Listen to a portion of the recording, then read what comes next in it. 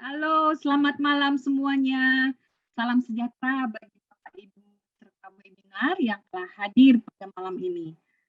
Ada para orang tua atau mungkin masih ada yang belum berkeluarga, tapi Bapak Ibu adalah para praktisi atau pengamat anak dan keluarga. Selamat datang Bapak Ibu dalam series webinar pengasuhan dengan cinta yang kali ini kita akan membahas kemarahan tak berujung kekerasan dalam pengasuhan. Apa kabar kita semua? Semoga dalam keadaan sehat dan sukacita selalu ya. Baik, sebelum kita mulai acara kita malam ini, saya ada sedikit pantun buat Bapak Ibu.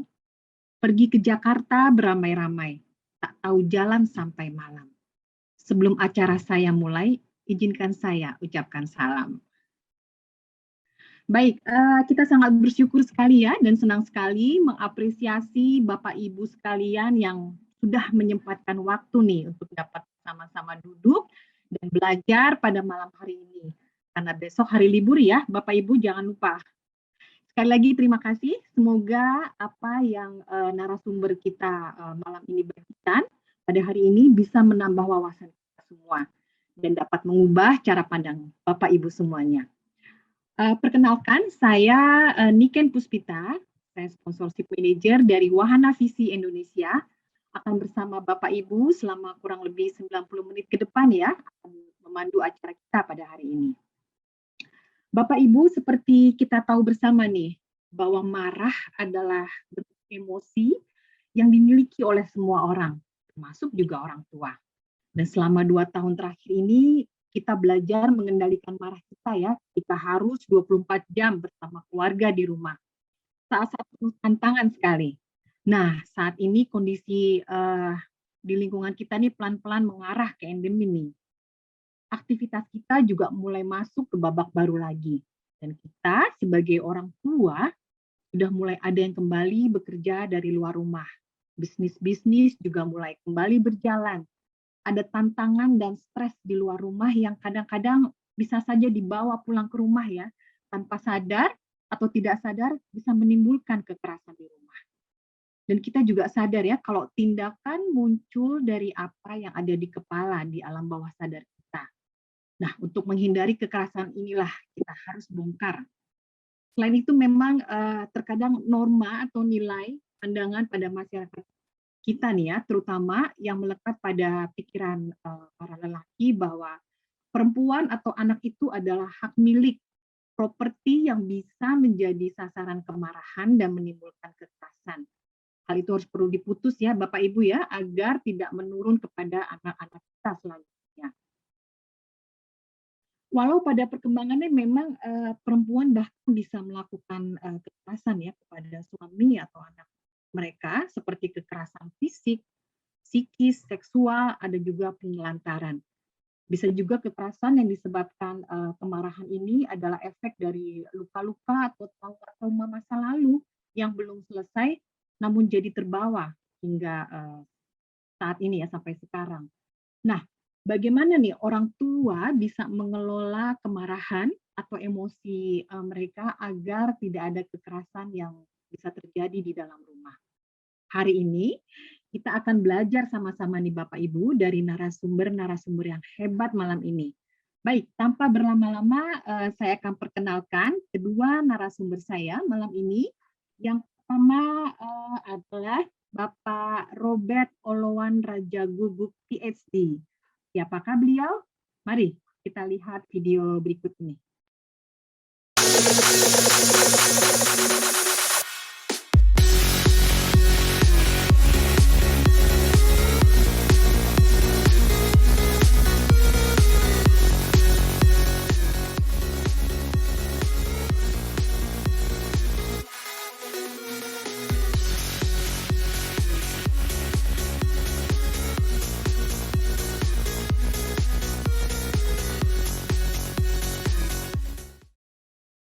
Wow, video yang luar biasa ya. Selamat malam Pak Robert.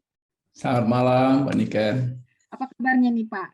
Sehat, puji Tuhan. Terima kasih. Tuhan, ya. Di Bandung nih Pak, dingin?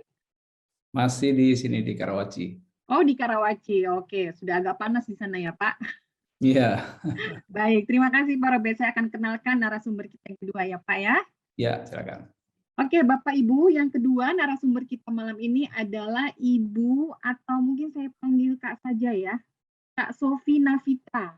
Pasti Bapak Ibu juga sudah mengenal ya Kak Sofi ini ya, karena memang Kak Sofi ini seorang public figure, presenter TV, certified plant-based chef, penggiat gaya hidup sehat, sukacita, dan berkesadaran, dan juga seorang homeschool mother. Wow, sibuk sekali nih Kak Sofi ya, kegiatannya luar biasa banyak ya. Kak Sofi ini menikah dengan Mas Pongki Barata, seorang musisi dan juga dikaruniai 2 anak laki-laki ya, bernama Rangga dan Radia, dan usianya sudah menginjak dewasa ya Kak ya, 18 tahun dan 15 tahun ya. Apa kabar nih Kak Sofi? Apa kabar? Saya puji Tuhan baik-baik saja. Tuhan pelihara. Sepertinya itu jawaban paling pas selama 2 tahun ke belakang ini. Kalau ditanya kabarnya bagaimana? Tuhan pelihara. Tuhan pelihara, luar biasa. Terima kasih Kak Sofi. Ya, Menu apa sama-sama. hari ini di rumah Kak? Hari ini cuma manas-manasin yang kemarin karena kebetulan adik saya lagi datang dari Jakarta. Buat para undangan yang sudah hadir yang mungkin kurang familiar, saya itu sudah tinggal di Bali selama 6 tahun ini, pindah dari Jakarta ke Bali.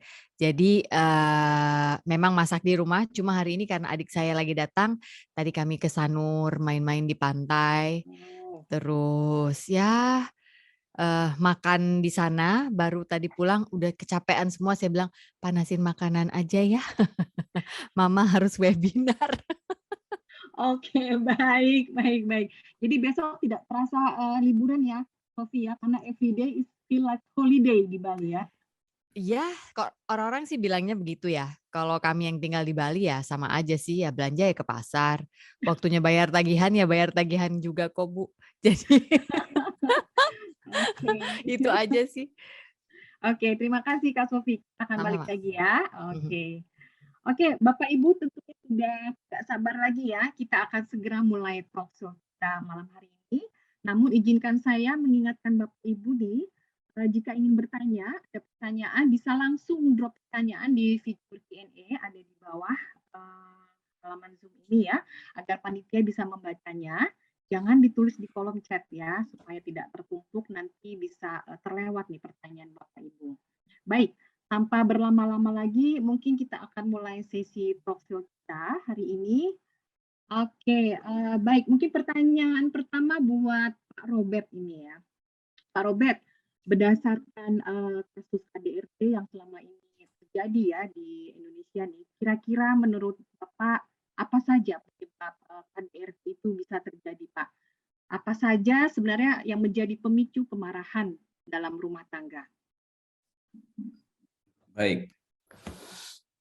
Ya, terutama pada masa pandemik ya, di mana orang tinggal di rumah, begitu ya, dan harus berinteraksi sangat dekat.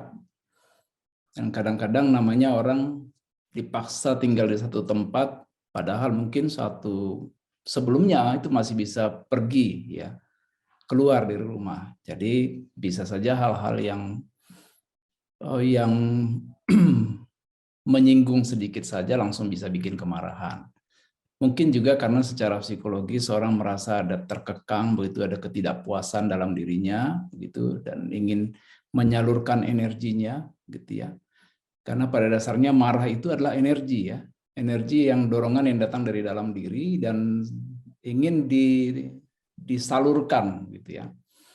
Tetapi kalau situasinya memang memancing kemarahan, maka energinya keluar dalam bentuk marah.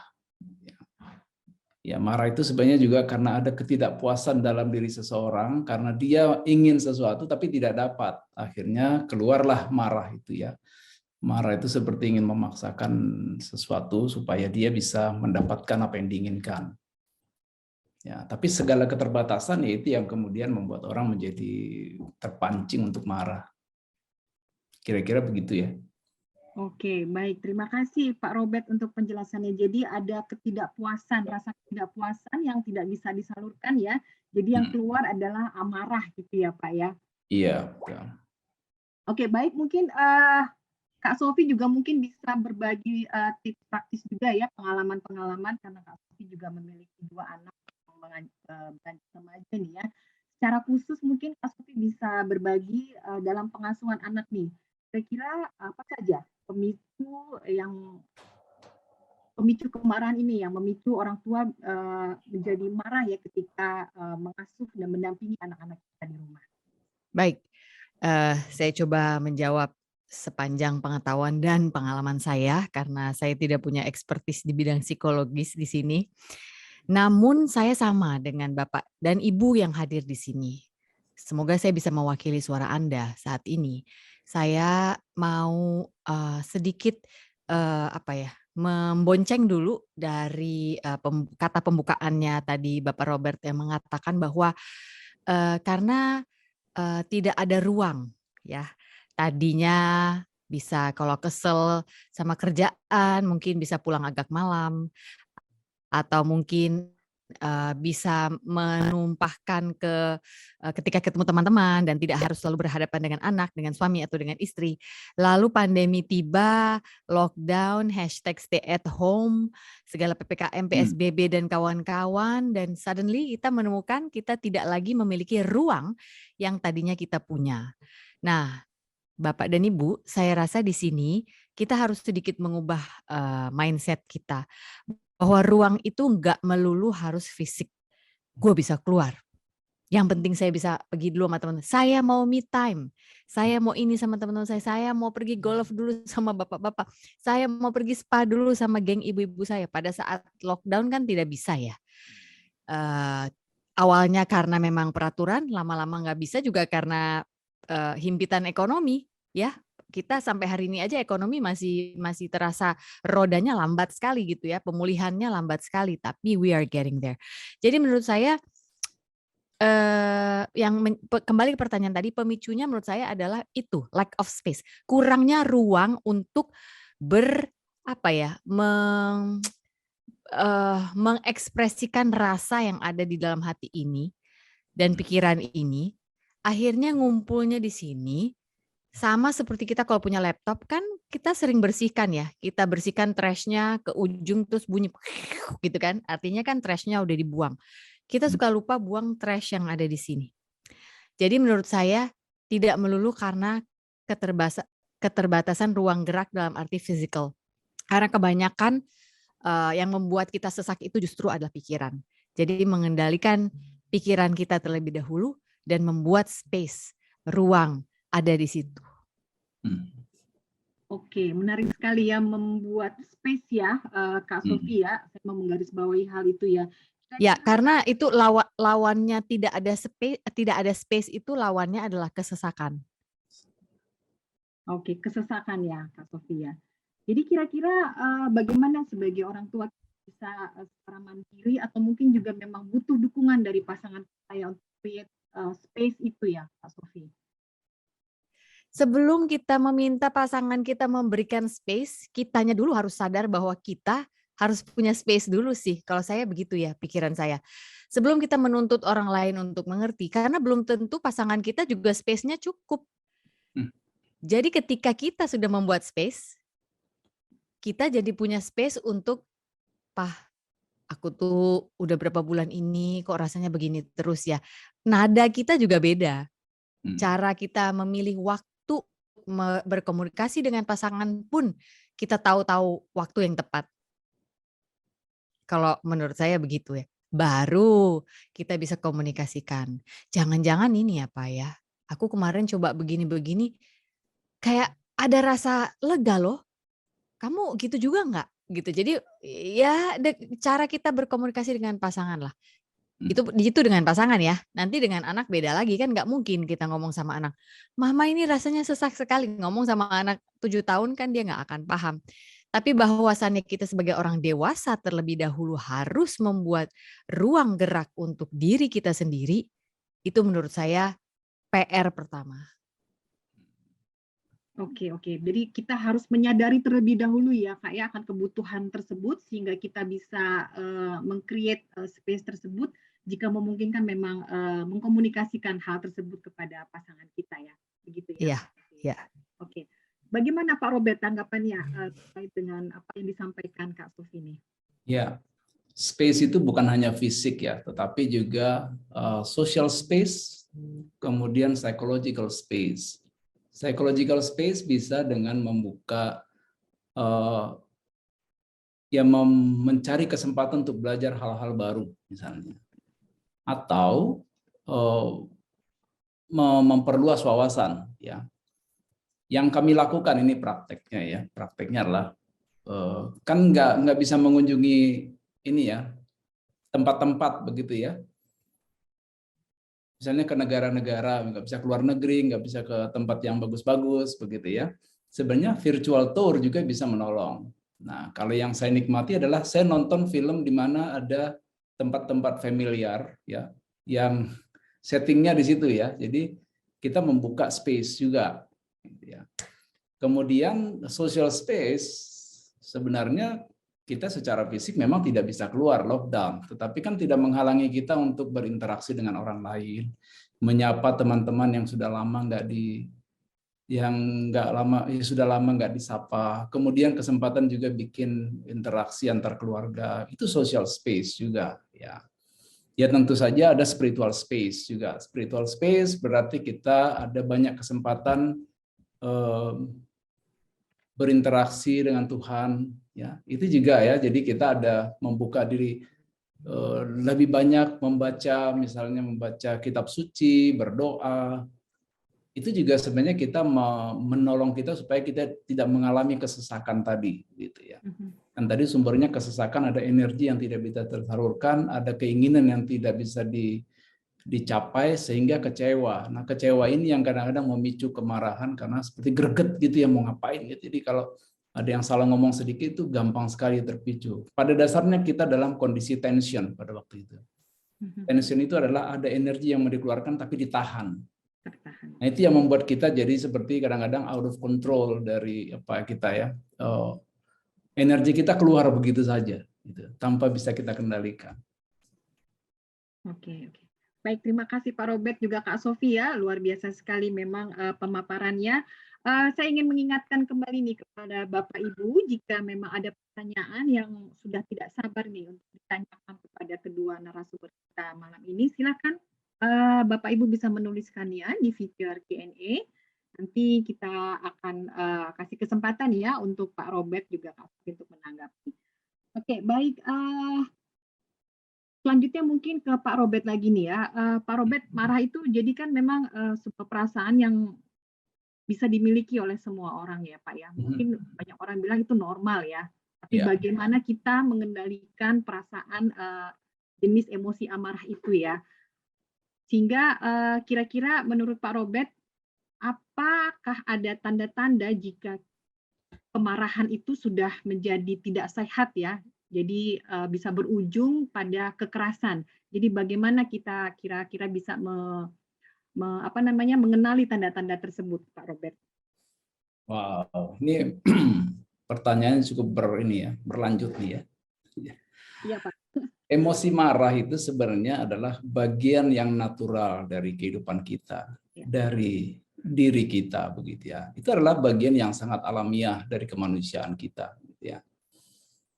Nah, tadi saya mengatakan bahwa emosi marah itu bisa datang dari dorongan dari dalam diri, tetapi seringkali juga dipicu oleh apa yang ada di luar diri, yaitu di lingkungan. Misalnya sesuatu bikin kita tersinggung, kita marah dari luar begitu ya. Tetapi sebenarnya tidak harus marah juga.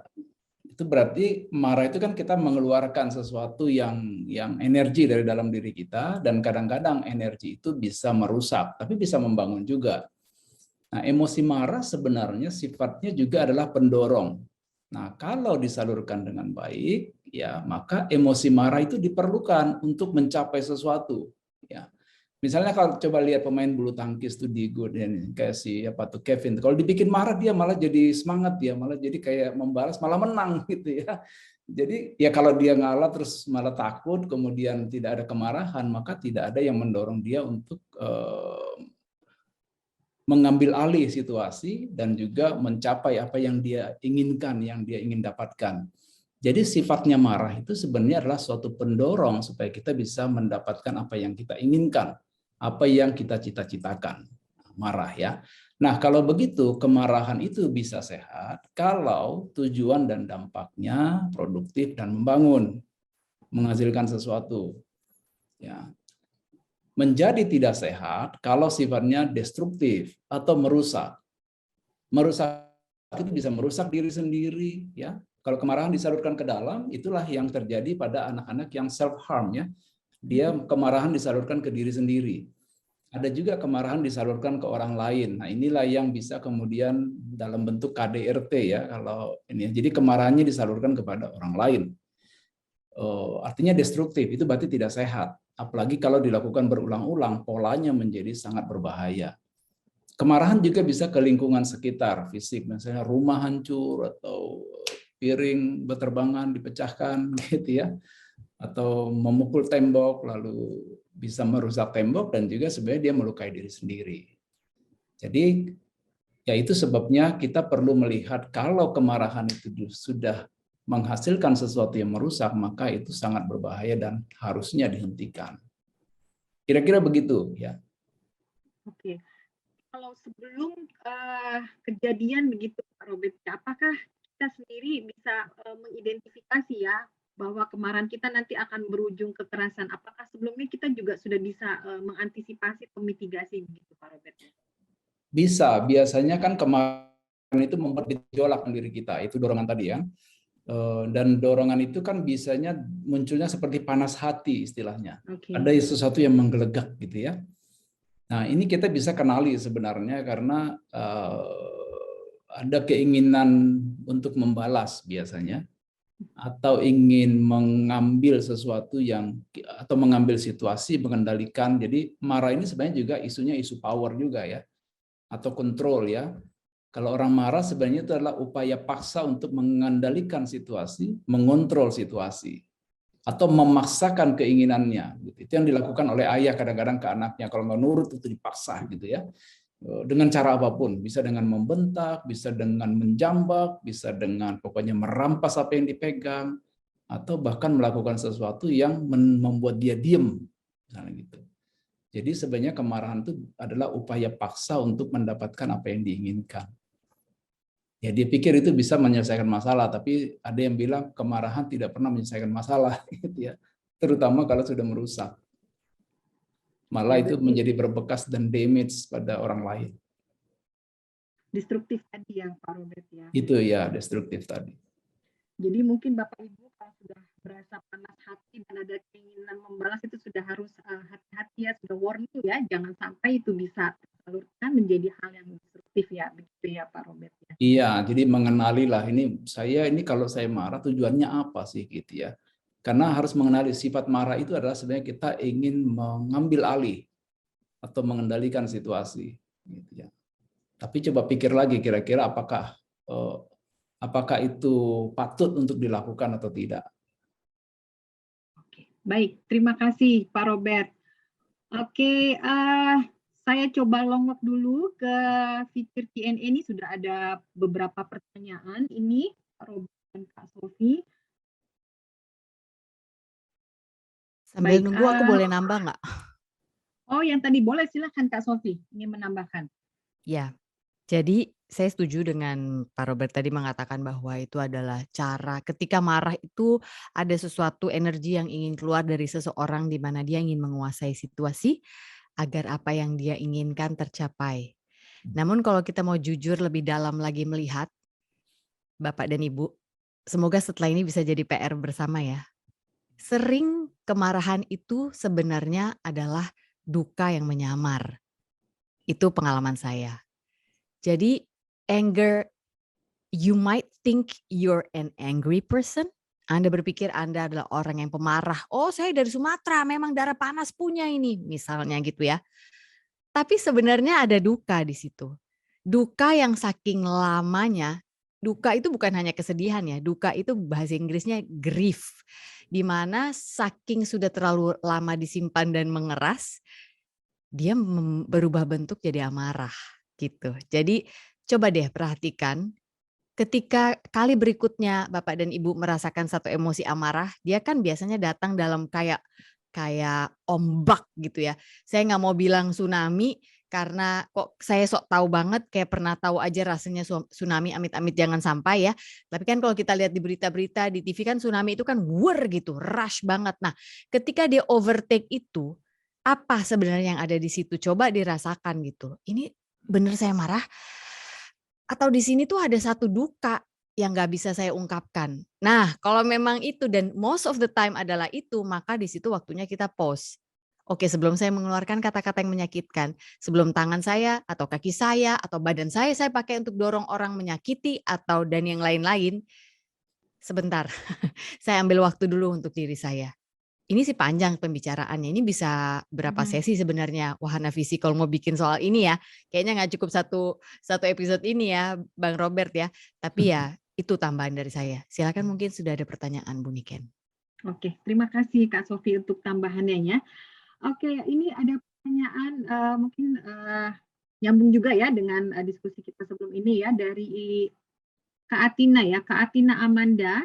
Ini bertanya, apakah ada jenis marah yang sehat, khususnya di dalam pengasuhan ya buat anak-anak ya, khususnya untuk balita juga nih, pertanyaan dari Kak Atina ya. Bagaimana cara agar kita bisa mendapatkan keinginan kita tanpa harus membentak, tanpa harus marah, tanpa harus intonasi tinggi? Silakan Robert dulu menanggapi Pak. Saya dulu? Ya, silakan Pak Robert. Oke.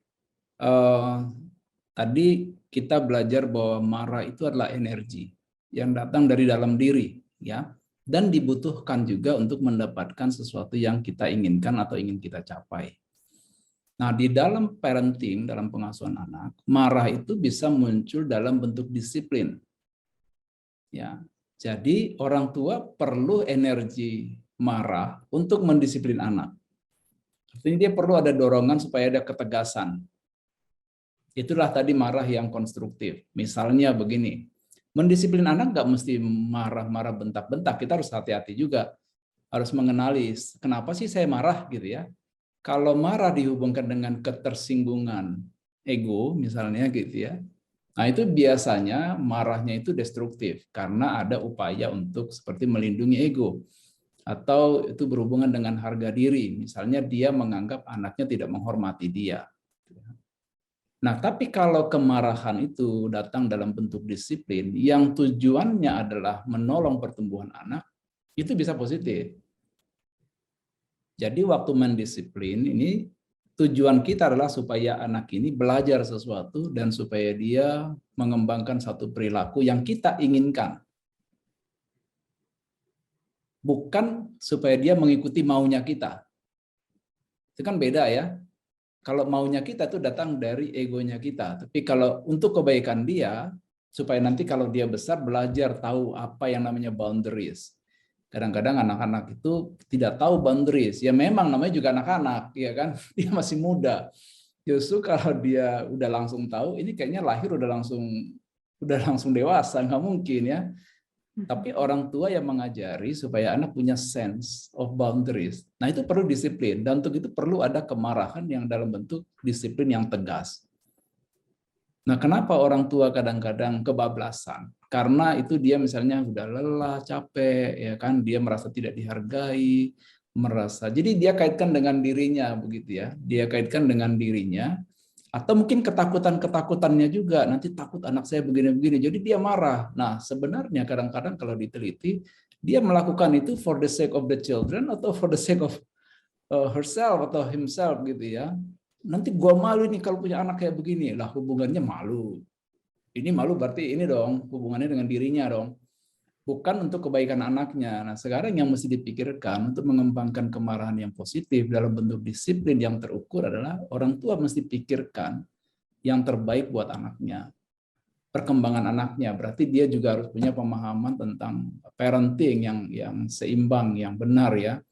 Tidak hanya sekedar melakukan apa yang dilakukan oleh orang tuanya dulu gitu ya. Atau malah seperti melakukan sesuatu yang membalas apa yang dilakukan orang tuanya gitu, atau mengulangi hal yang dia alami. Misalnya ada orang tua yang disiplin secara keras, dia bilang dulu saya juga begini, nggak apa-apa. Gitu. Tapi sebenarnya dia sedang melakukan sesuatu yang melukai anaknya karena dia terluka. Karena ada istilah hurt people, hurt people. Jadi hurt parent kadang-kadang hurt the children juga. Ya itu yang harus hati-hati orang tua mesti kenali lah. Ya. Robert, apakah disiplin atau tegas itu identik dengan suara yang keras, dengan bentakan? Mungkin Pak Robert bisa mengelaborasi lagi lebih lanjut, Pak. Gimana? Sorry, tadi ada agak putus-putus.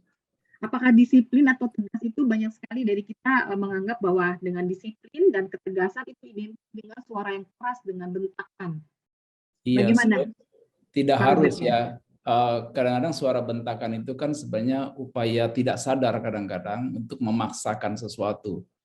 Ya, tidak selalu dengan keras. Keras kalau misalnya jaraknya jauh sih, berarti perlu keras suaranya gitu ya. Tapi kalau dekat buat apa keras-keras begitu ya? Karena yang penting kan anaknya mengerti gitu ya. Tapi memang seringkali karena marah itu salah satu reaksi yang sifatnya spontan sih ya. Jadi memang perlu pembiasaan, perlu disiplin ya. Misalnya kalau tadi bilang ada tipikal orang tertentu pemarah, itu tidak menjadi excuse. Setiap orang tua mesti belajar satu skill di dalam mendisiplin anak. Nggak ada yang langsung bisa. Artinya setiap orang akan, kalau yang menikah dan punya anak, akan masuk ke dalam satu peran yang baru. Nah, setiap peran yang baru kita perlu belajar skill yang baru. Jadi orang tua sebenarnya perlu mengedukasi dirinya kalau dia menemukan hal-hal yang merusak anaknya. Kenapa ya saya begini ya? Saya takut loh anak saya jadi takut sama saya karena saya pemarah. Gitu. Ya belajarlah gitu ya. Maksudnya kalau nggak bisa menolong diri sendiri ya coba cari dukungan orang lain atau bila perlu ke profesional konsultasi gitu ya. Karena kalau tidak itu bekasnya bisa puluhan tahun nanti. Tahu-tahu anaknya nanti datang ke psikolog dia bilang atau ke konselor, saya terluka oleh ucapan atau perlakuan orang tua saya. Tapi dia pendam aja pada waktu itu. Jadi kita sebenarnya sedang menyimpan sesuatu yang potensial merusak kepribadian anak itu. Terima kasih Pak Robert. Kak Sofi ini sudah mengangguk-angguk dari tadi. Mungkin mau menambahkan Kak Sofi, silakan. Tujuan dari marah itu apa? Itu saya sangat setuju. Jadi harus bedain nih kayaknya Bapak Ibu. Bedanya saya marah-marah. Nah kalau marah-marah itu nggak berujung. Terus aja tapi marah, nggak ada solusi. Kalau marah, bila kita arahkan dengan benar, maka akan ada solusi. Pertama yang harus diingat adalah, ini sebentar saya mau marah nih. Tunggu sebentar, saya mau marah supaya apa ya? Supaya saya puas, supaya rasa di dalam saya ini saya harus dihormati sekarang ini juga, ataukah enggak, anak ini sudah kurang ajar. Harus saya marah supaya dia paham bahwa ini bukan cara untuk berbicara pada orang tua. Begitu. Jadi ada satu, karena ketika kami memilih untuk homeschool dulu itu, dan tidak harus semua orang homeschool ya. Tolong Bapak Ibu jangan langsung merasa, aduh saya nggak bisa homeschool, susah. Nggak harus. Setiap orang punya journey-nya masing-masing. Namun saya mau cerita bahwa ketika dulu kami memilih homeschooling, kami pikir akan menjadi jalan yang mudah. Saya yang kendalikan nih, anak ini mau gimana. Oh, wrong.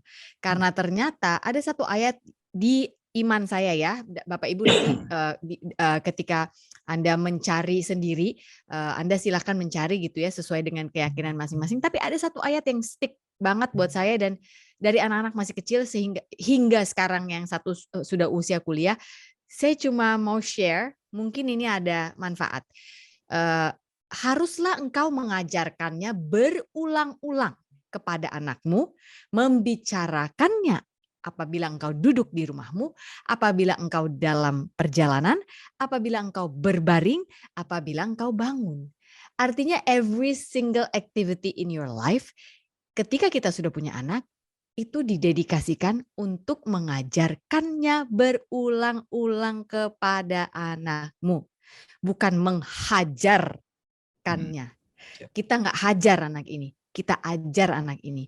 Bila kita berpikir dengan kita suara meninggi atau kita pakai tangan atau kita pakai macam-macam gitu ya cara-cara orang tua atau silent treatment pun itu juga menurut saya kekerasan.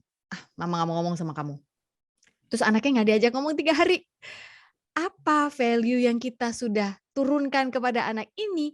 dia akan merasa bahwa besok-besok kalau saya punya masalah sama atasan saya, sama pacar saya, sama tunangan saya akan diam aja, silent treatment. Jadi kita nggak sadar bahwa value-value seperti ini akan dia tiru dan dia akan ulangi dalam hidupnya. Terlebih bila ini sudah membuat satu luka, mungkin zaman sekarang ngetop nih istilah inner child wound gitu ya, luka batin ketika masih kecil gitu.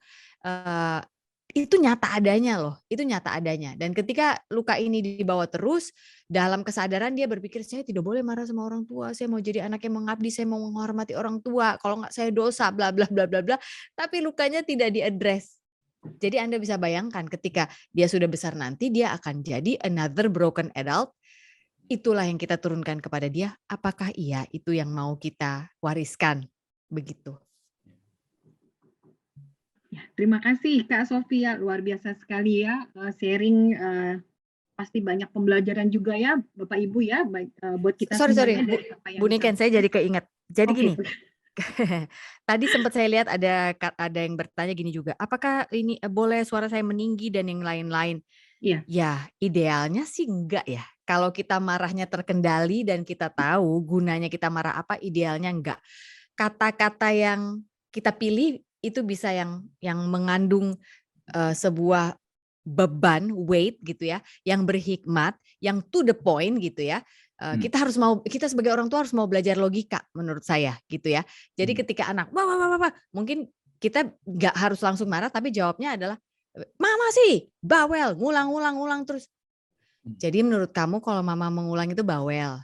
Jadi kayak gitu loh, terus aja diiringi, digiring supaya nanti kita lihat sebenarnya arahnya kemana sih ini anak ngomongnya gitu ya.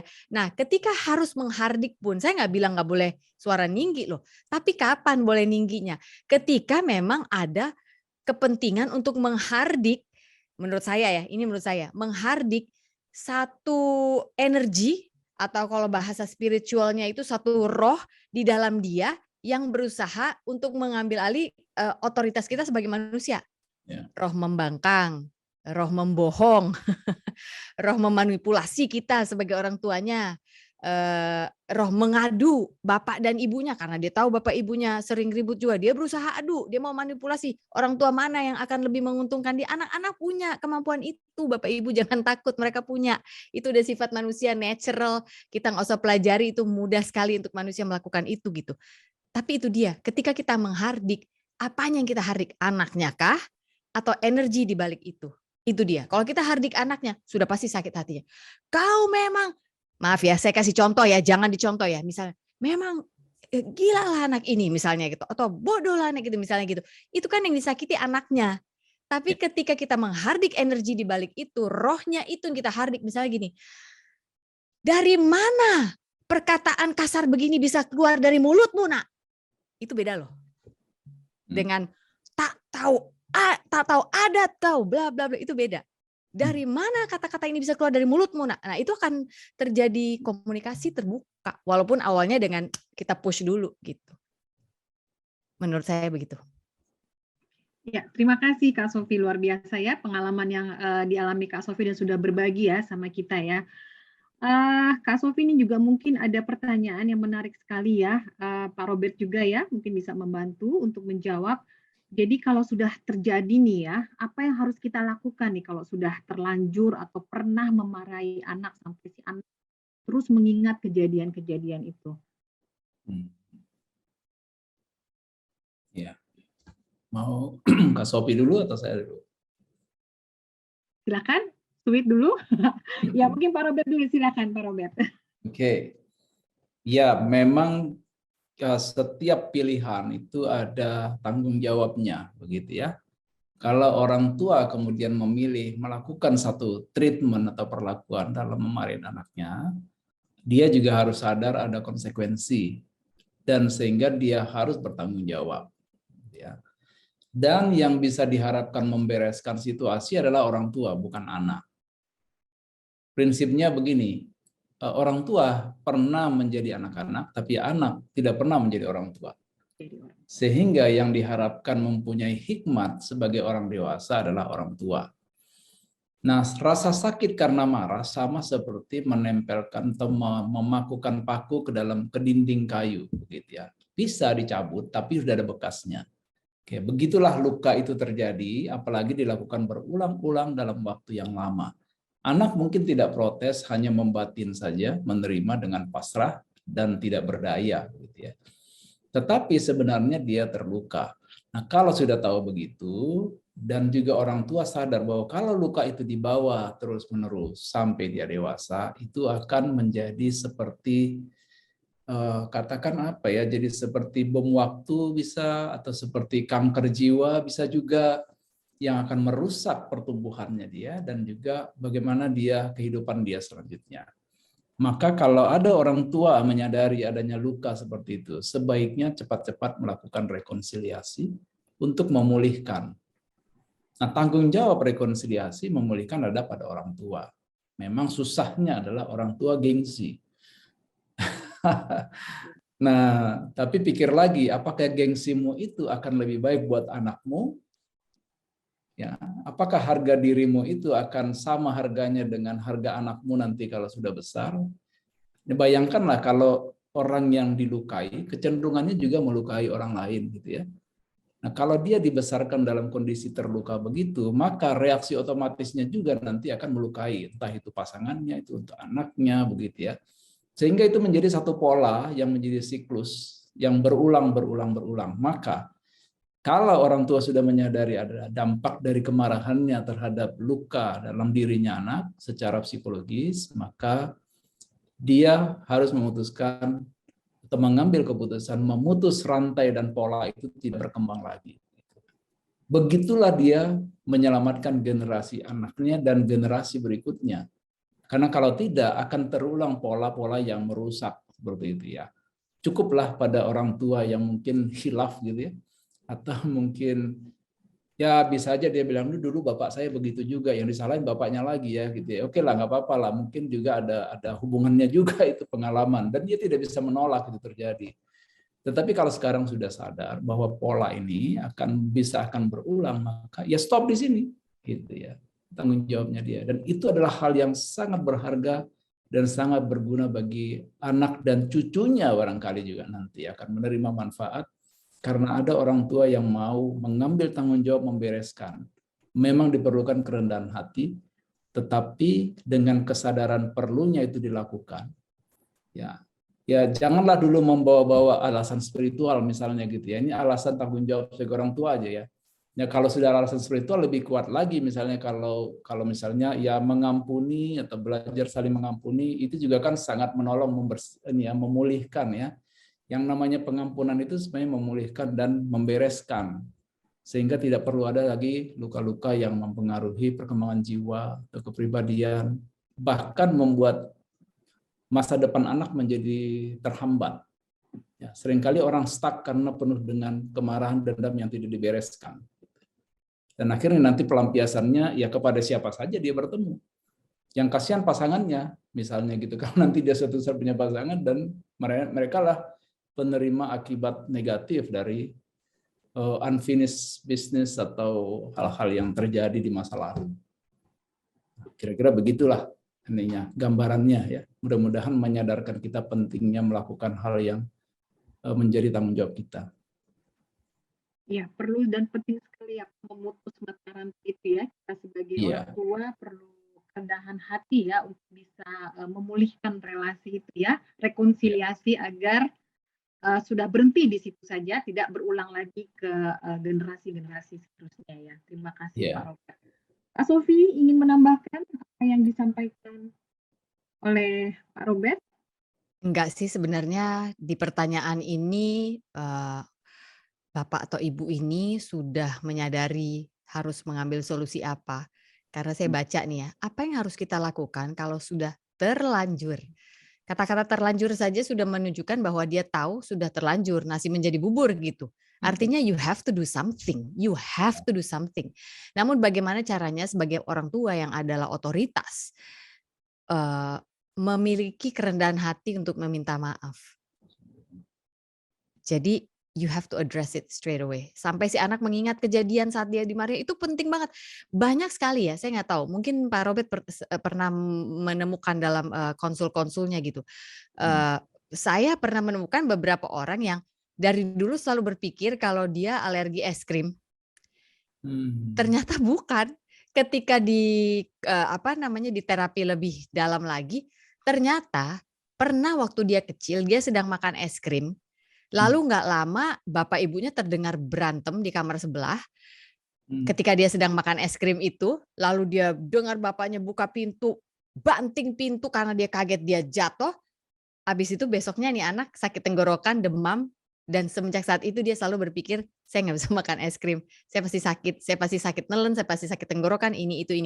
Ketika dia sudah dewasa dan telah melewati banyak mungkin terapi ya, ternyata bukan itu. Ketika traumanya dipulihkan, dia bisa makan es krim lagi. Ini sekedar contoh tentang es krim, nggak harus juga es krim gitu, tapi sekedar memberikan gambaran bahwa trauma itu bisa dibawa terus hingga dewasa.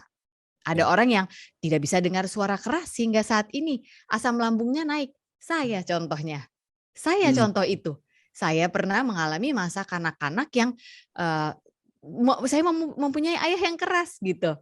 Ya, dan saya melewati sebuah perjalanan di mana akhirnya Tuhan mengizinkan saya untuk memahami bahwa ayah saya ketika dulu mendidik saya itu sudah melakukan yang paling maksimal yang dia bisa. Saya mau paksa seperti apapun ketika saya sudah lebih dewasa dan saya punya kemampuan untuk benci dia, untuk tidak telepon dia. Ayah saya sudah tidak ada sekarang ya.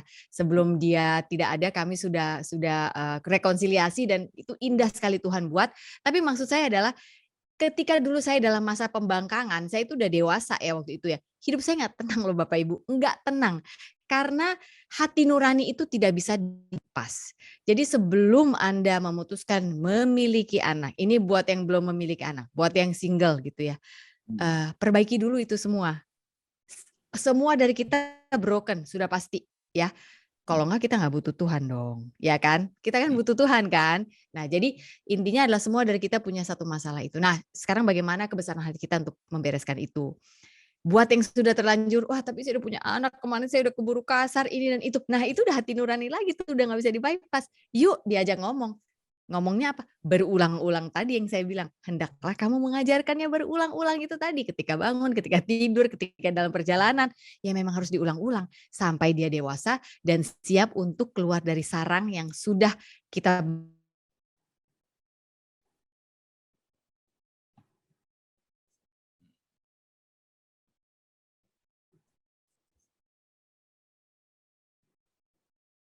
Halo, Kak Sofi, katanya ada masalah ya?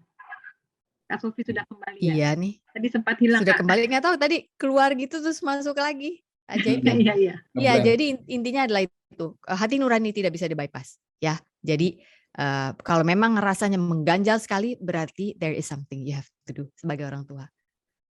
Mungkin Kak Sofi juga bisa menambahkan nih tips praktis ya Kak ya dari pengalaman Kak Sofi untuk bisa mengajak anak berkomunikasi ketika misalnya kita sudah terlanjur ya melakukan kesalahan, kita menyadari bagaimana kita merangkul, mengajak anak berkomunikasi, mengkomunikasi apa yang menjadi masalah itu. Untuk bisa menghilangkan luka-luka itu mungkin Kak Sofi bisa berbagi tips. Pertama, buat saya yang paling penting adalah sebelum kita datang ke anak, kita datang ke Tuhan dulu.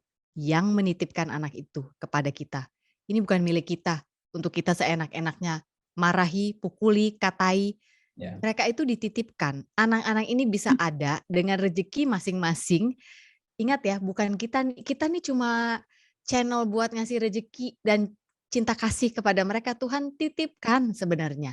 Anak ini punya purpose sendiri di muka bumi ini. Nah, tugas kita untuk membuat dia hidup, memberikan gizi, memberikan kasih sayang.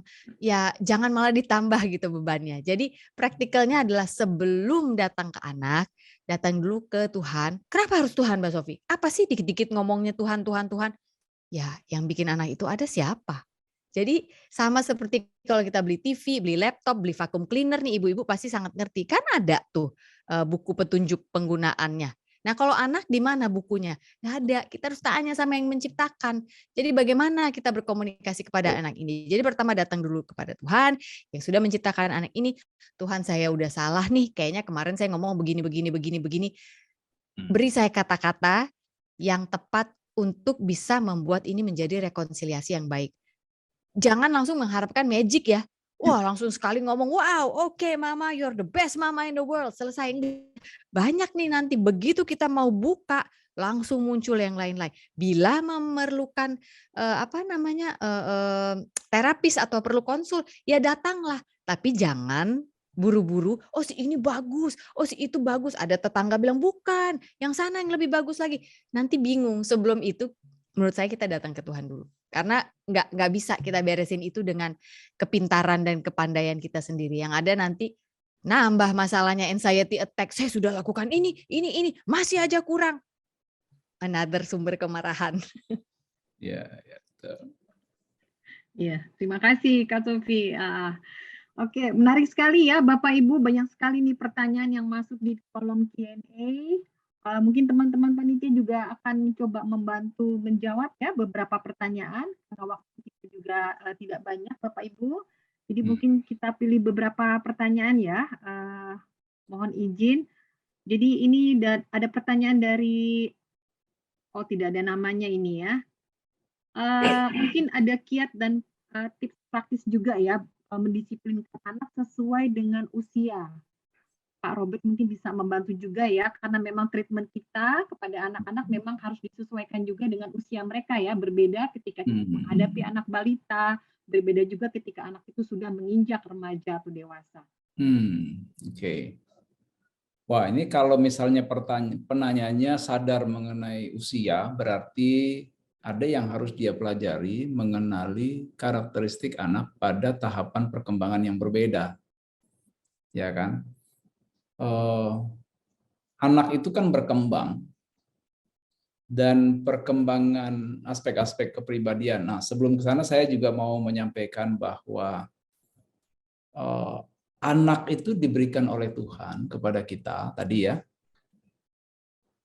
adalah seorang pribadi. Begitu dia keluar ya dari rahim ibunya, maka anak itu adalah seorang pribadi.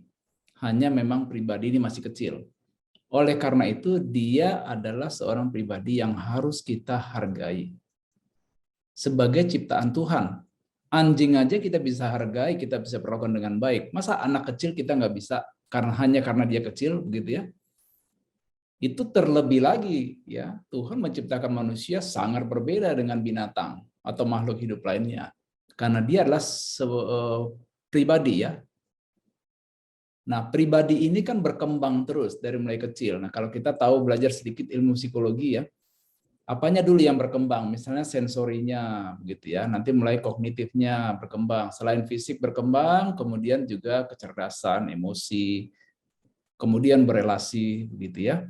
Nah, kalau anak kecil tentu saja perlu banyak instruksi karena dia memang sangat minim pengetahuan dan tidak tahu apa yang mesti dilakukan. Sehingga metode yang direktif itu perlu, artinya dia perlu diajar gitu ya. Kalau saya mengatakan anak kecil usia-usia diajar memang seharusnya diajar. Nah di sini orang tua kadang-kadang lupa mengajar, dia asik sendiri dengan gadgetnya, dia nggak mau ngajarin anaknya gitu. Nanti kalau sudah agak besar baru susah banget nih anak diajar, lu kagak pernah ngajar anak lu karena mengharapkan pendidik lain yang mengajar ya, itu memberikan dia. tugas itu kepada orang lain. Nah ini bahaya nih, betul nggak Pak Robert? Betul, setuju. Nah, anak dipercayakan kepada orang tua itu berarti the main responsible. Itu yang utama adalah orang tua. Yang lain itu hanya membantu melengkapi apa yang orang tua tidak bisa kasih. Ini pasti homeschooler tahu batasan dia bisa ngajarin anaknya. Dulu kami homeschooling juga, begitu pelajaran susah-susah, kami angkat tangan, nggak bisa nih, mesti guru nih, mesti orang lain ini. Karena anak ini hobinya apa juga, aduh saya nggak punya hobinya. Itu kita menyadari memang keterbatasan kita. Tetapi juga kita harus menyadari apa yang bisa kita lakukan, yaitu mengajar anak sesuai dengan bagian kita, gitu ya, pada waktu yang tepat. Jadi waktu masih kecil itu orang tua yang harus banyak berperan. Jangan sampai lupa di situ. Karena ada waktunya anak tidak mau lagi mendengarkan orang tua atau mendengar pengajaran. dia maunya didengarkan. Usia-usia remaja biasanya anak itu sedikit sekali porsi dia mau mendengarkan pengajaran lagi karena udah biasa, katanya udah tahu, mamanya baru buka mulut udah tahu pasti mama mau bilang ini. Jadi udah percuma. Oke, kalau begitu ganti mode sekarang. Orang tua ada masanya orang tua mendengarkan supaya anak merasa dihargai dan juga dibiarkan berkembang sesuai dengan potensi dan juga apa yang dia inginkan. Jadi anak juga kita perlu tahu keinginannya apa pada usia tertentu ya. Jadi ada perubahan cara orang tua memperlakukan anak seiring dengan pertambahan usia, gitu ya. Nah, kalau mau ditanya detail-detailnya umur sekian nggak bisa lah, itu mesti kursus lagi sendiri ya, pelajaran 1 semester tuh pelajaran psikologi perkembangan sepanjang apa namanya lifespan development, nggak bisa dijelasin sekarang ini. Tapi mungkin ya secara praktis itulah yang bisa dilakukan. Jadi ajarlah anak pada waktu dia ready diajar dan memang pada waktunya dia perlu diajar, tapi dengarkan anak pada waktu dia lebih membutuhkan dia didengarkan gitu. Baik, terima kasih Pak Robert ya, tips singkat ya, tapi sekali yang bisa kita terapkan juga ya Bapak Ibu ya dalam mendidik anak sesuai dengan usia anak-anak kita ya. Oke, mungkin saya kembali ke Kak Sofi nih. Kak Sofi ini kan sibuk sekali ya dengan segala peran-peran dan kegiatan aktivitas di luar dan di rumah juga ya. Mungkin Kak Sofi juga bisa berbagi tips dan pengalaman juga ya mengendalikan emosi ya, karena segala kegiatan itu pastinya ada tingkat stres sendiri yang ditimbulkan sehingga mungkin bisa terbawa berpengaruh ketika kita kembali ke rumah mendampingi anak-anak. Kira-kira ada tips praktis nggak Kak Sofi bagaimana memanage stres tersebut ya ketika kita bersama dengan anak-anak di rumah? Ya, bagaimana memanage? Pertama mungkin yang harus kita sadari adalah tidak setiap hari kita bisa prima gitu loh, hasil yang kita lakukan hasilnya prima. Nggak setiap hari, sama kayak kita ikut kuis atau exam di sekolah, kadang bisa 8, wah ada hari di mana bisa 9, tapi kadang 6 aja udah syukur banget. Aduh 5,5 aja udah, aduh bagus deh besok remedial aja gitu ya. Jadi itu sama seperti di dalam hidup menurut saya. Tidak setiap hari kita ini bisa prima terus, itu dulu yang kita sadari. Nah kedua adalah ketika kita sudah menjadi orang tua, apa sih purpose kita? Itu dulu ya. Kalau ayah mungkin dia purpose-nya adalah bekerja, memberi nafkah, walaupun tidak tertutup kemungkinan ada juga stay at home dad dan istrinya yang bekerja. Nah, itu mereka juga harus saling menyadari peran masing-masing itu dari awal mereka menikah gitu ya. Jangan itu dijadikan masalah di kemudian hari gitu kan. Itu PR terus yang harus disadari. Jadi ketika sudah tahu purpose-nya apa, maka kita selalu kembali ke the main purpose. Main purpose-nya apa? Kalau main purpose-nya adalah anak-anak, maka mau ada kegiatan seperti apapun yang sangat menantang dan menguji dan membuat kita berpikir, "Oh, saya harus ambil ini, kalau nggak nanti saya susah untuk berkarir. Oh, saya harus ambil ini, kalau nggak nanti kapan lagi kesempatannya?" Misalnya ya, kita harus sadari bahwa kalau dari awal main purpose-nya adalah untuk anak-anak, apalagi di masa pertumbuhan mereka di mana kita harus mengajar mereka seperti tadi kata Pak Robert, di usia-usia mereka masih kecil kan mereka nggak ngerti. Kita yang harus memberi contoh, mama juga bisa kasih boundaries. Terhadap siapa? Terhadap ya apapun itu. Maaf saya setelah jam segini sudah tidak bisa diganggu karena saya begini untuk anak saya, untuk suami saya atau kalau Anda suami untuk istri saya, untuk keluarga saya. Memang sulit sih ya. Kita harus punya boldness, berani untuk mengungkapkan dengan kata-kata yang sopan kan bisa gitu ya. Bahwasannya saya tidak bisa. Setiap Sabtu dan Minggu saya tidak bisa diganggu sama sekali gitu ya. Jadi hal-hal yang seperti itu kita harus berani untuk bicara menurut saya. Satu hal yang saya pikir juga harus kita sadari adalah di dalam hidup ini akan mudah sekali merasa sesak bila Anda berpikir Anda tidak punya opsi. Di dalam hidup ini selalu ada opsi, selalu. Perkara Anda suka atau tidak dengan opsi itu, bukan itu inti permasalahannya. Tapi opsi apa yang ada di musim yang Anda sedang jalani itu, nah itu yang diambil gitu. Baik. Ya, terima kasih Kak Sofi untuk tips praktisnya ya. Ini ada pertanyaan menarik juga nih, Pak Robert dan juga Kak Sofi ya, bahwa memang pengasuhan ini kan bukan tanggung jawab papa saja atau mama saja ya, tapi memang perlu kolaborasi dari papa dan mama ya. Jadi ini ada pertanyaan dari, tidak ada namanya ya ini ya. Dalam konteks ini memang adalah papa mama. Jika hanya mamanya saja yang bisa memutus luka-luka yang mempengaruhi pertumbuhan psikologi anak, jika suami masih belum bisa rekonsiliasi akan luka masa kecil sampai saat ini, walaupun sudah berulang-ulang kali kita mau bersepakat, kira-kira ada saran mungkin apa yang harus dilakukan ini?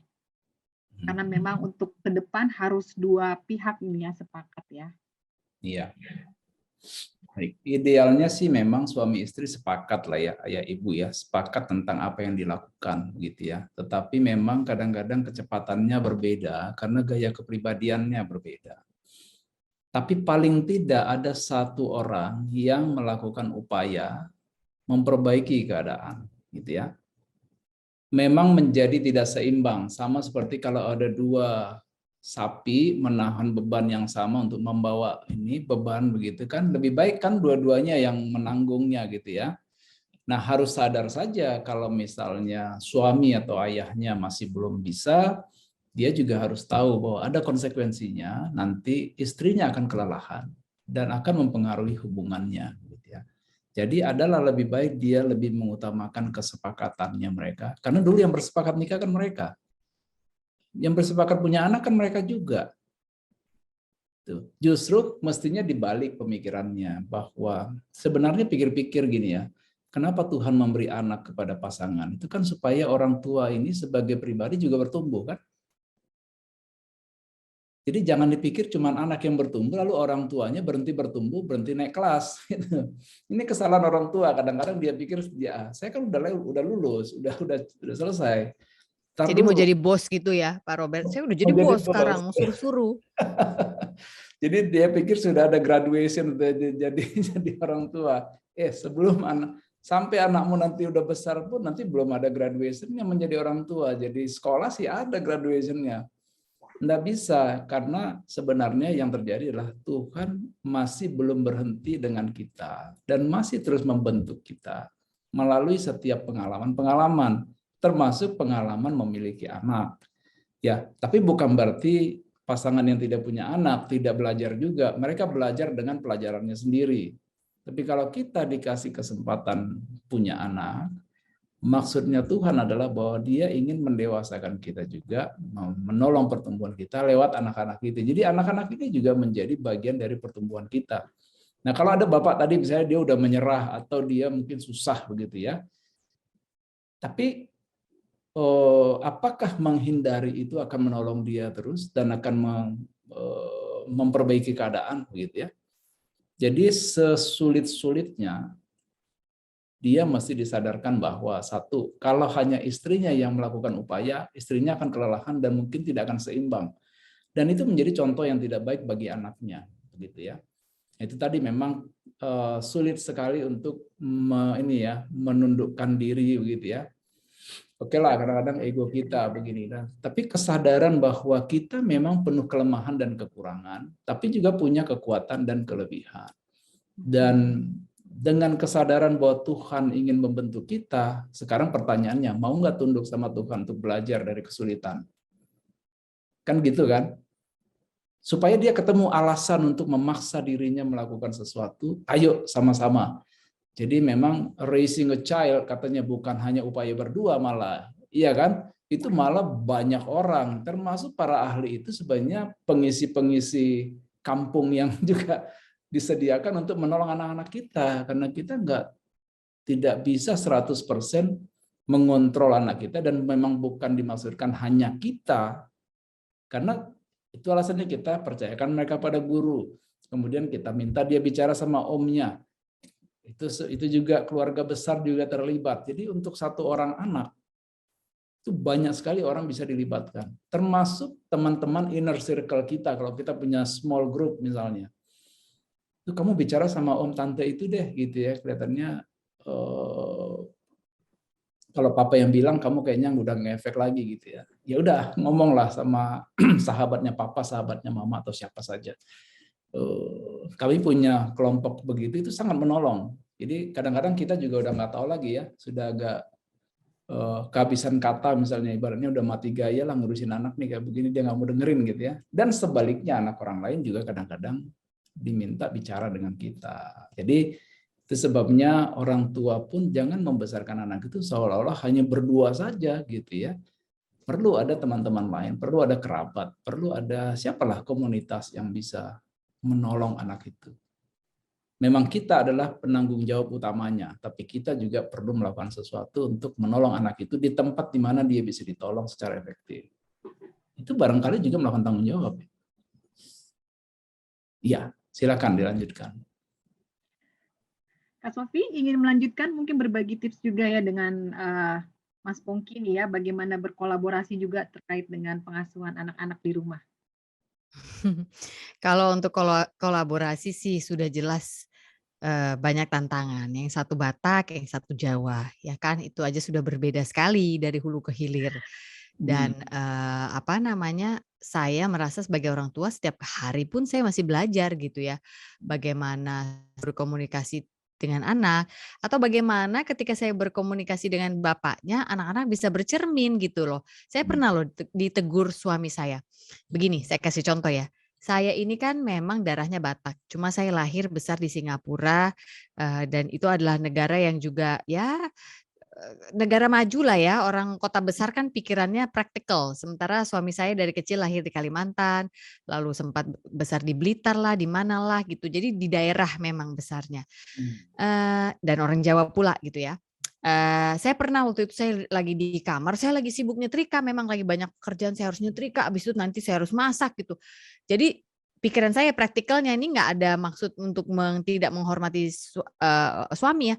Saya teriak-teriak, saya bilang, Pak, tolong dong, aku lupa tadi itu oven udah harus dimatiin gitu ya. Sambil saya mikir, ini nanggung ini, tinggal 2 baju lagi, masa saya harus matikan dulu baru. Standar lah ibu-ibu begitu gitu ya.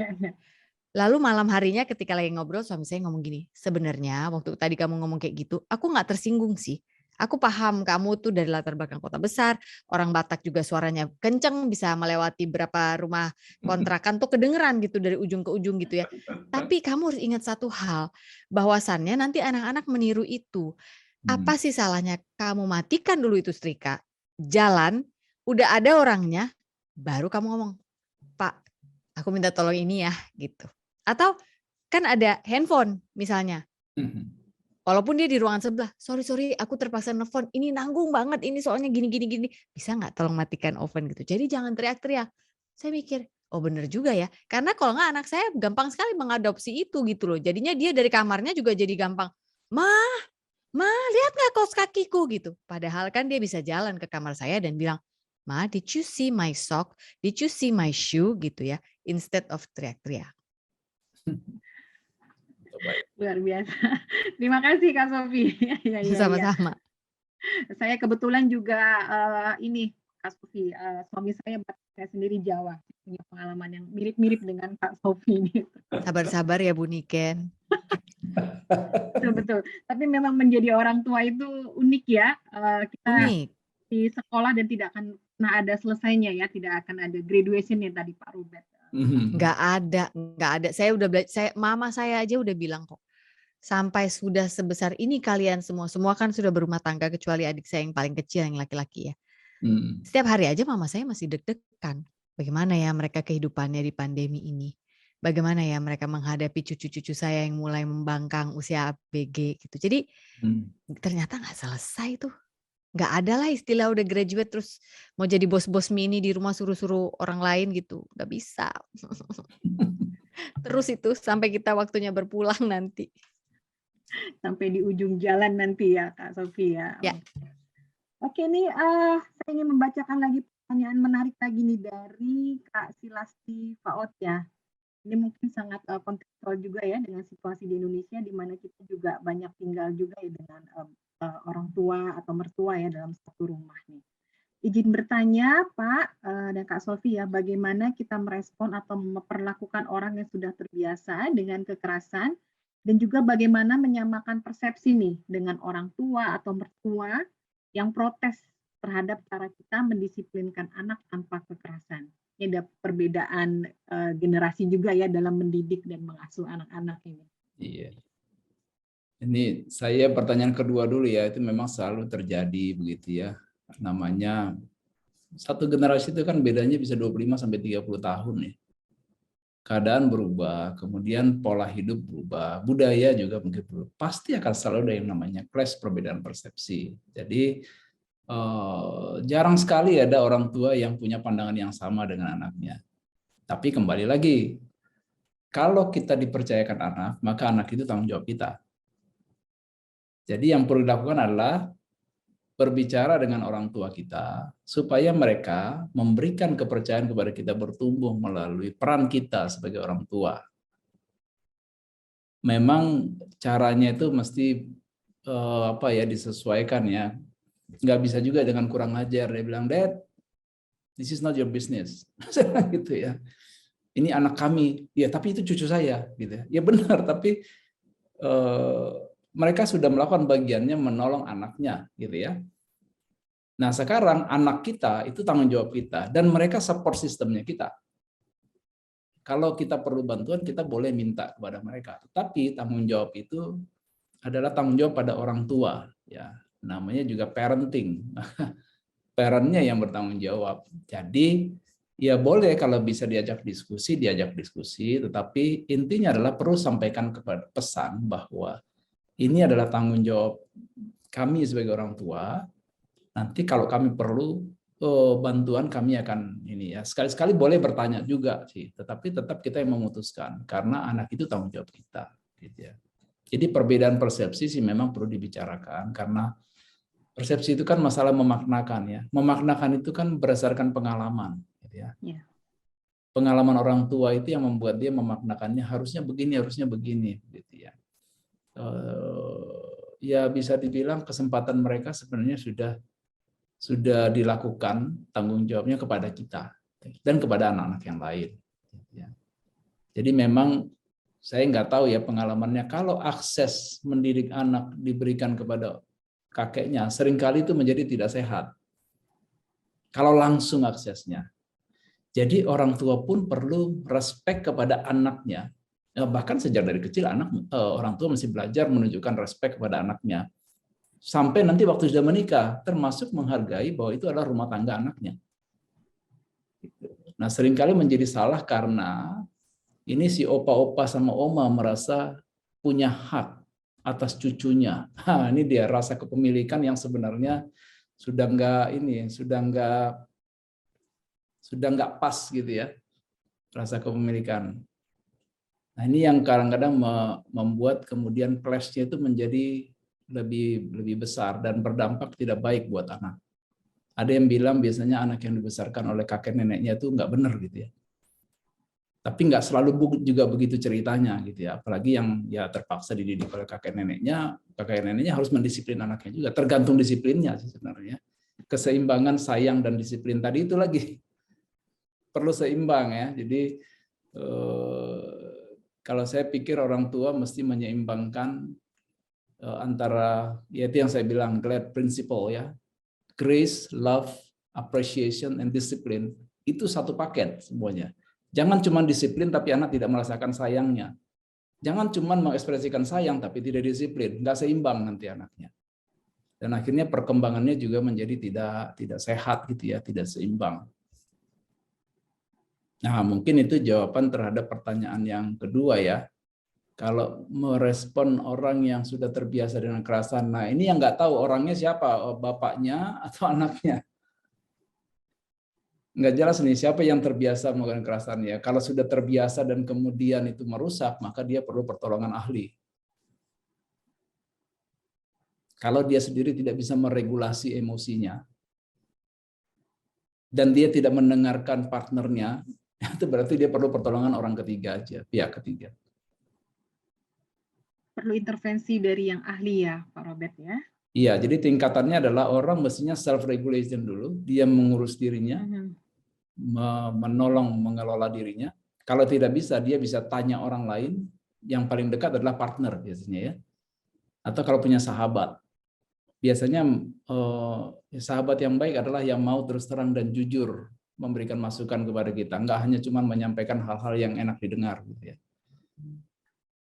Bersyukur kalau punya sahabat yang kayak begitu, yang mau terus terang mengingatkan. Bukan hanya mengatakan hal-hal yang apa ya, yang positif, tapi kemudian kita terjebak kepada blind spotnya, kita nggak sadar bahwa kita sudah kebablasan. Nah, kalau yang kedua masih belum berhasil, tidak ada support system, ya perlu itu ya, logikanya adalah perlu pertolongan pihak ketiga, ahli profesional, psikolog misalnya ya, atau konselor ya. Itu perlu juga ada banyak orang yang bisa dimintai tolong di tempat saya bekerja sekarang di LK3 itu banyak konselor, bisa puluhan, mungkin bisa ratusan yang sedang dididik. Sebagai psikolog klinis, sebagai tenaga kesehatan, sekarang ada organisasi namanya Ikatan Psikolog Klinis Indonesia yang sudah diakui oleh pemerintah sebagai tenaga layanan kesehatan. Itu pun bisa diakses dari mulai puskesmas sampai rumah sakit pusat. Jadi ada banyak, tidak ada alasan lagi untuk tidak menggunakan jasa atau pertolongan dari para ahli. Gitu. Sayang kalau nggak dimanfaatkan. Baik ya. Terima kasih penjelasannya Pak Robert. Mungkin semoga bisa menjawab ya pertanyaan dari salah satu partisipan kita tadi. Kak Sofi ingin menambahkan mungkin atau sudah cukup? Sudah cukup. Saya suka sekali dengan yang tadi Pak Robert bilang, glad cara beliau mendidik anak-anaknya, yaitu grace, love, appreciation, dan disiplin. Jadi harus mau mendisiplin, karena bila kita menghindari tugas mendisiplin itu, bukan marah-marah ya, bukan pukul-pukul, bukan mengatai, tapi berulang-ulang, diterangkan, dijelaskan. Bila perlu yang dihardik bukan anaknya, tapi energi di balik dia melakukan hal itu. Misalnya ketahuan nyontek. Dari mana kamu belajar bisa menyontek? Bukan dasar kamu ya nyontek bikin malu mama papa, bukan itu yang diserang. Yang diserang adalah energi di balik itu. Kenapa? Apa yang membuatmu berpikir boleh menyontek gitu? Itu disiplin menurut saya itu. Appreciation adalah ketika dia melakukan sesuatu yang baik, kita recognize ya. Kita beri pujian, bagus ya nak. Wah, papa dulu zaman kecil kayaknya nggak bisa deh gambar sebagus kamu misalnya gitu ya. Dan jangan, kalau kata orang sana, jangan peres. Anak juga tahu kalau kita pura-pura gitu. Jadi ya benar-benar ya memang kita take the time untuk, wow, bagus ya ternyata anak ini ya. Ternyata dikasih lagu satu, dia kok 2 hari udah bisa main di gitar gitu kan. Kok saya dulu berapa lama nih kayaknya ngulik gitu ya. Lalu tadi love, semua orang tua pasti love anaknya ya. Bagaimana kita menyampaikan love itu agar sampai, dan yang paling penting menurut saya adalah grace tadi. Grace ini adalah apa ya, kalau menurut saya bahasa Indonesianya itu, dia tuh di atas kasih ya, kasih karunia. Intinya gini, Anda tidak merasa layak untuk menerima, tapi Anda diizinkan untuk menerima. Nah itu grace. Kalau kita sudah bisa sampai tingkat itu, karena kita pun menyadari bahwa kita pun pernah ada di satu titik di mana sebenarnya nggak layak nih aku dikasih ini gitu ya, tapi dikasih sama Tuhan. Nah ketika sudah merasakan itu, tangkap. Dan ingat baik-baik dan bersyukur setiap hari sehingga kita bisa menerapkan itu kepada orang lain, terutama kepada pasangan kita dan anak-anak kita. Luar biasa ya. Terima kasih Pak Robert dan Kak Sofia, juga kita belajar satu hal baru lagi ya terkait dengan glad itu tadi ya, grace, appreciation, love, appreciation, dan disiplin ya. Luar biasa sekali. Ya, tanpa terasa ini waktu terus berjalan, diskusi kita sudah harus kita akhiri, tapi banyak sekali tips-tips praktis yang sudah kita pelajari dari kedua narasumber kita ya, Bapak Ibu ya, luar biasa. Dan Terima hebatnya kasih ya. partisipannya nggak berkurang loh Bu Niken. Jadi artinya orang-orang ini stay dari tadi. Jadi mungkin Wahana Visi Indonesia harus bikin lagi. Oh, Ini tentu kayaknya Kak Sofi. kurang lama loh ngomongin Nambah parenting. ini. Nambah Perlu ini. waktu lebih lama lagi ya, nambah waktunya ya. Nanti mungkin bisa dipikirkan oleh panitia ya untuk kita buat seri kedua ya terkait dengan mengontrol emosi dan amarah ini ya di dalam pengasuhan kita ya. Terima kasih sekali lagi buat Pak Robert, Kak Sofi. Mungkin sebagai penutup mungkin ada sedikit closing statement gitu ya dari Pak Robert dan Kak Sofi sebelum kita mengakhiri talk show kita malam ini. Silakan. Mungkin siapa? Pak Robert dulu, silakan. Oke, Oke, ini kan temanya kemarahan ya. Tadi saya mengatakan bahwa kemarahan itu adalah emosi yang secara natural kita punya dan merupakan energi pendorong bagi kita. Nah, karena itu energi, maka gunakanlah sebaik-baiknya untuk membangun, untuk mengarahkan, dan bukan untuk sesuatu yang merusak. Ya. Dalam konteks parenting, kemarahan perlu digunakan dalam bentuk disiplin sehingga anak mendapatkan perlakuan yang seimbang, yaitu dia bisa merasakan kasih, dia bisa merasakan grace tadi, dia juga bisa merasakan apresiasi, ya jadi seimbang. Jangan, kadang-kadang disiplin itu kan bisa merendahkan gitu. Jadi anak bisa bertumbuh secara seimbang dan bisa konstruktif sehingga kita tidak melakukan sesuatu yang merusak pada diri kita. Dan kalau sudah terjadi sebelumnya kita mengalaminya, maka kita menjadi agen untuk mengubah atau menghentikan pola yang tidak sehat karena kemarahan yang tidak terkendali atau kemarahan yang tidak digunakan secara baik. Demikian. Terima kasih Pak Robert. Kak Sofi? Saya cuma mau menggarisbawahi satu hal, saya tadi sempat tulis ya. Saya punya sahabat namanya Reza Gunawan, beliau ini adalah seorang terapis juga, practitioner, holistic practitioner. Dia sering mengatakan ketika menghadapi trauma-trauma hidup, apa itu kemarahan dalam hal ini gitu ya, kita harus punya prinsip yang namanya CRY, kenali, rasakan, akui, izinkan. Nah, kalau ini versi Sofi Navita. Saya mengatakan kita harus punya prinsip KRAB kalau saya. Kenali, rasakan, akui dulu bahwa kita punya masalah. Akui dulu. Baru kita B-nya itu adalah kita bawa kepada Tuhan. Dari situ baru kita tahu kita harus kemana. Apa kita harus mengunjungi seorang terapisnya juga yang mana, nanti nggak tahu ya kan, nanti salah-salah malah tambah masuk ke dalam lorong yang gelap gitu ya. Jadi hati-hati juga kalau menurut saya. Jadi kerap menurut saya. Jadi kenali dulu ini emosinya kok begini ya, marah aja dalam hati saya itu marah. Kalau kita udah kenali, lalu kita rasakan kan kita jadi tahu oh ternyata bukan marah. Saya itu ternyata penyedih. Dari kecil saya tidak pernah diperhatikan orang tua saya. Sekali yang dia perhatikan saya dipukuli, saya ini, saya itu, saya sandwich generation. Ketika sudah besar pun saya harus membiayai mereka begitu ya. Itu kan ini contoh-contoh kasus ya. Akui bahwa ini sedang ada masalah, lalu bawa kepada Tuhan. Luar biasa. Krep ya, kenali, rasakan, akui, dan bawa pada Tuhan. Terima kasih banyak Kak Sofi ya. Kirain tadi krep kepiting. Pakai C ya Pak ya. Ini K ini, kenali ya.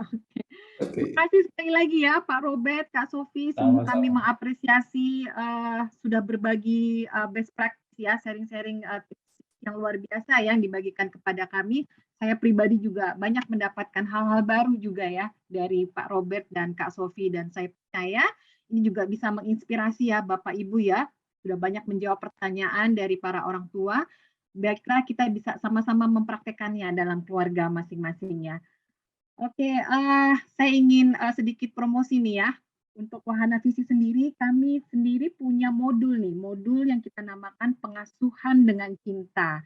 Jadi itu merupakan gabungan modul Celebrating Families atau merayakan keluarga. Jadi bagaimana kita bisa memulihkan relasi antara ayah dan ibu, kita menyelesaikan luka-luka masa lalu sehingga kita boleh berjalan bersama dalam pengasuhan bersama dengan Tuhan untuk anak-anak kita.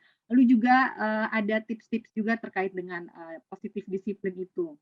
Jadi jika Bapak Ibu ingin belajar lebih jauh lagi mengenai pengasuhan dengan cinta, Bapak Ibu juga bisa langsung mengakses ya website Wahana Visi Indonesia di wahanavisi.org.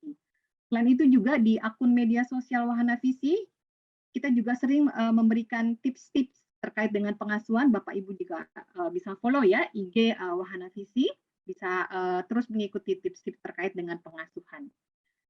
Demikian, sekali lagi terima kasih juga ya kepada Bapak Ibu yang sudah setia dari awal hingga akhir mengikuti talkshow ini, sudah hadir di sini.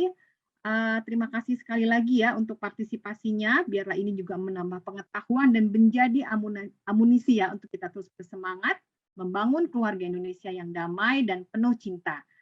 Saya Niken Puspita, saya pamit undur diri. Terima kasih sekali lagi, selamat malam dan sampai jumpa di series webinar pengasuhan dengan cinta berikutnya. Salam.